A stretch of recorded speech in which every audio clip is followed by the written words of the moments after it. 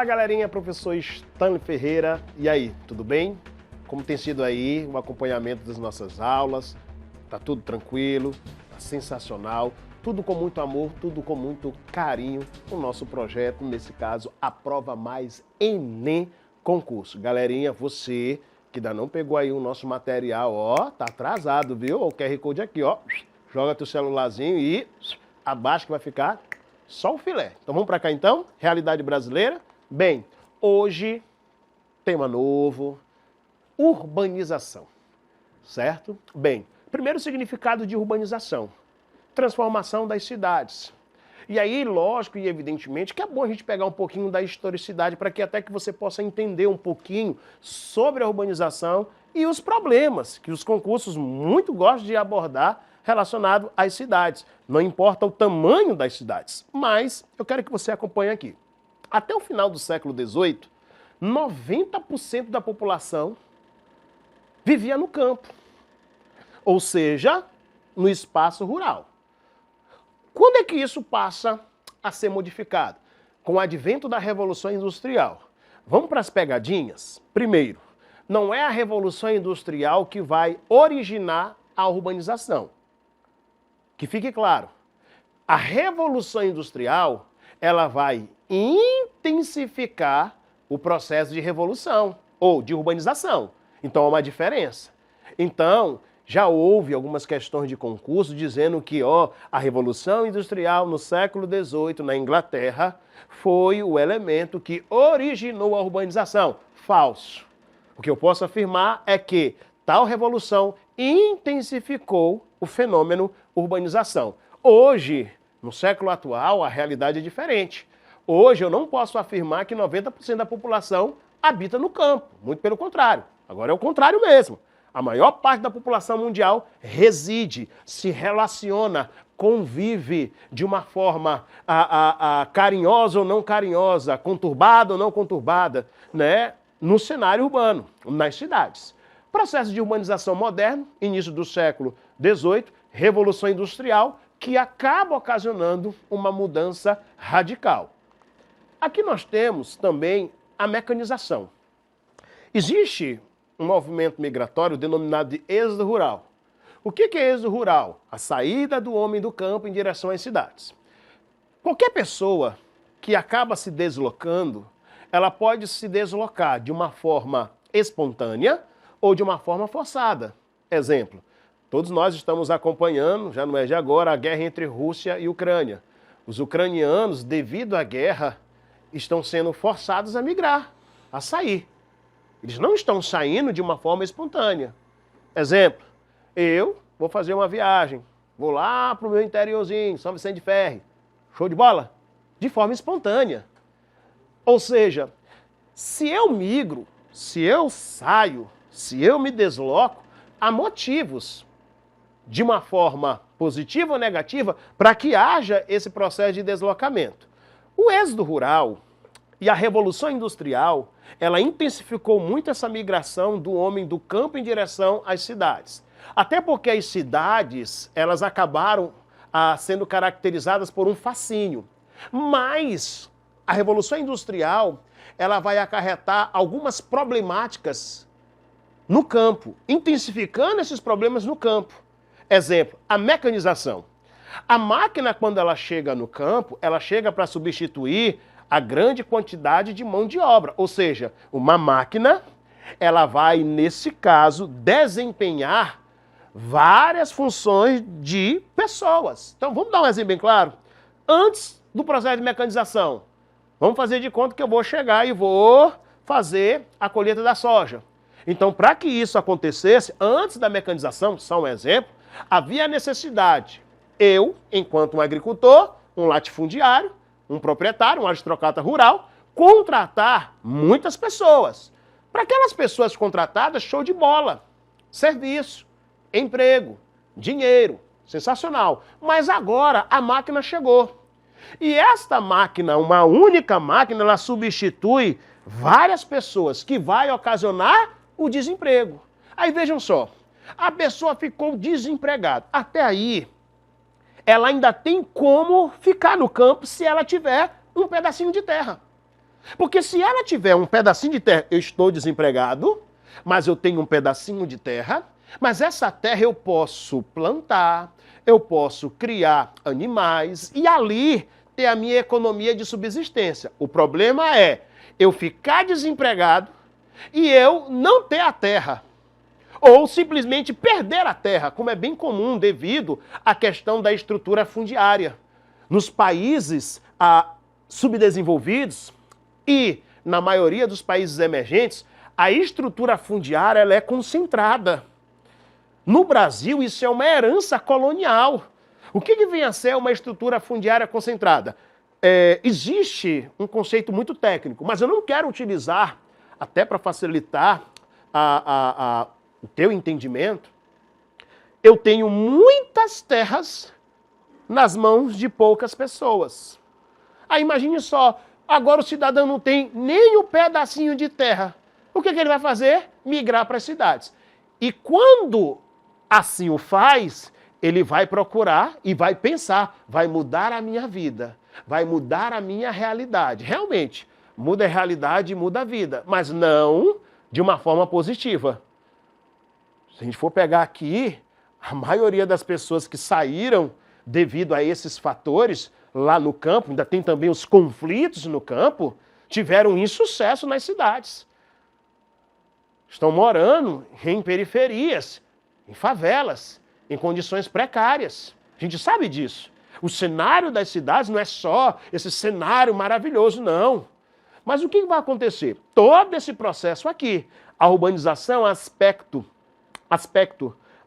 espacial ou territorial resultante de modificações sociais e modificações econômicas. Aqui, cidades antigas, né? Pensa numa cidade linda, né? E aqui cidades modernas. E embaixo aqui, olha aqui, ó, que ilha bela, que ilha Santa Luz. Né? Totalmente urbanizada. Linda, né? Pensa numa cidade. Show de bola. Aí tem aqui, e esse é um ponto interessante. Não tem como você ir para um concurso e não, ó, saber cada significado dessas palavrinhas aqui. Mas, professor, é difícil? Não, coisa mais tranquila. Vamos lá? Conurbação, junção, pronto. É a junção de duas ou mais cidades. É certo falar Ilha de São Luís? Não. É Ilha de Upaon-Açu. Professor, mas não, é Ilha de Upaon-Açu. A Ilha de Upaon-Açu, que significa Ilha Grande, ela é caracterizada por 4 municípios. São Luís, São José de Ribamar, Passo Lumiar e Raposa. Esses 4 municípios, eles são conurbados. Ok? É a junção de duas ou mais o quê? Cidades. Metropolização. Eu vou dar um exemplo e aí você vai entender. São Luís hoje é uma metrópole. Há certos títulos de cidades que acabam sendo dadas não pela questão estrutural, mas sim pela questão quantitativa. Exemplo, quando é que uma cidade ela é considerada metrópole? É quando ela ultrapassa 1 milhão de habitantes. São Luís ganhou esse título no ano de 2010, de acordo com o Instituto Brasileiro de Geografia e Estatística. E ainda é uma metrópole. Mas vamos pegar assim, antes de 2010. Aí tinha o quê? 800 mil, 900 mil, está crescendo. Está chegando ao patamar de 1 milhão. Então, como está chegando ao patamar de 1 milhão, está passando por um processo de metropolização. Eu estou dando um exemplo para que você possa entender da forma mais simples. Entretanto, vamos aqui para o conceito, olha o que diz. É o processo de formação de metrópoles. Professor, está no processo de metropolização. Vai ser uma metrópole? Não. Pode, está caminhando. Beleza? Está caminhando. Esse está caminhando, ele pode ser interrompido. Para ficar bem claro a vocês. O fator mais visível da metropolização é o crescimento das cidades em população, extensão, riquezas e complexidades. A metrópole, lembra-se? Atingiu 1 milhão de habitantes? Metrópole. Aí são cidades que centralizam diversos tipos de indústrias, comércios, serviços, logo possui grande influência na hierarquia urbana de uma região geográfica acima de 1 milhão de habitantes. Toda metrópole, enquanto fator estrutural, é igual? Lógico que não. É difícil, né? Mas nós temos que fazer as comparações. Veja a estrutura de Fortaleza. Fortaleza é uma metrópole. A estrutura, o comércio, a atividade industrial de Fortaleza é diferente de São Luís. A dinâmica é totalmente diferente de São Luís, mas ambas são metrópoles. O que vai diferenciar? A estrutura. A estrutura de Fortaleza, ela é, lógico, muito melhor do que a estrutura de Ludovicense. A estrutura de São Luís, ela não se compara. Então, se a gente for fazer análise estrutural, aí eu não poderia dizer, São Luís, então, não poderia ser uma metrópole. Mas o fator não é estrutural. O fator é o quê? Populacional. Quantitativo. Ultrapassou 1 milhão, já é uma metrópole. Megacidades. Olha só como é interessante. Toda e qualquer cidade acima de 10 milhões de habitantes. A única megacidade no Brasil é São Paulo. São Paulo, a terra da garoa, terra de gente boa que gosta de trabalhar. Sampa.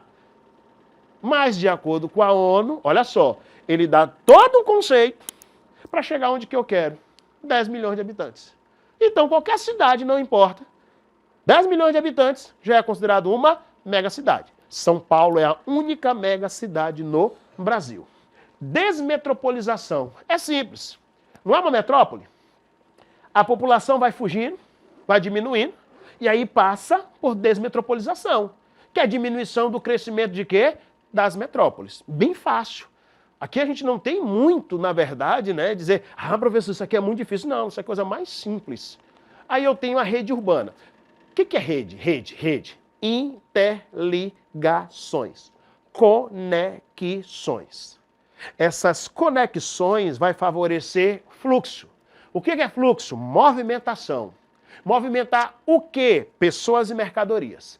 Essa conectividade através do setor de transportes, através do setor de comunicação, vai criar a rede urbana. Olha só, estou aqui em São Luís. Vou agora em Panacoatira. Panacoatira é uma praia, como todos aqui sabem, ou os de outros municípios talvez não saibam, é uma praia de São José de Ribamar. Eu vou lá rapidinho. Show de bola. Por que eu vou lá rapidinho? Porque São Luís com São José de Ribamar é interligada, é conectada pelo setor o quê? De transporte. Então, essa conexão que vai facilitar o fluxo de pessoas e mercadorias, a gente chama de rede urbana. Hierarquia urbana. Quando você... Hierarquia, exemplo. Em todo lugar, você tem uma hierarquia. Ora, chego lá na minha casa, mamãe que manda, papai que manda. Não é isso? A gente sofre uma hierarquia. Isso é normal. Eu creio que não há nenhuma dificuldade. É uma escala de subordinação.